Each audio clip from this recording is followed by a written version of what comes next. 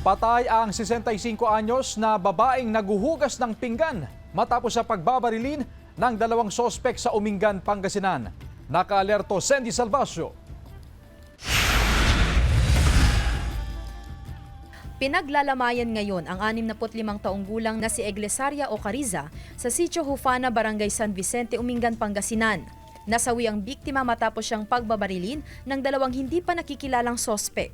Sa ulat ng Umingan Police Station, bandang alas 7 ng gabi noong Martes, habang naghuhugas ng pinggan ang biktima, ay pumasok sa bahay ang dalawang armadong lalaki.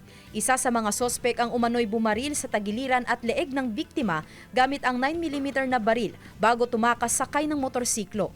Dead on arrival sa ospital ang biktima. Na-recover sa crime scene ng isang basyo ng bala, isang live ammunition ng parehong kalibre at sombrero na hinihinalang pag-aari ng isa sa mga sospek.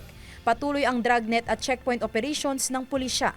Sinusuri na rin nila ang mga kuha ng CCTV sa mga lugar na posibleng dinaanan ng mga sospek. Ang ating pong biktima ay wala naman pong kaaway, wala rin pong utang. Ang sinasabi po nila ay personal na galit sa ating pong biktima ang sanhi ng pamamaril sa kanya. Sinusubukan pang kunin ng GMA Regional TV 1 North, Central Luzon, ang panig ng pamilya ng biktima. Mahilig tayo ma'am, kinukuha pa namin ang karagdagang detalye para pabigyan o mapatunayan kung ito ba ay totoo. Sandy Salvacio, 1 North, Central Luzon.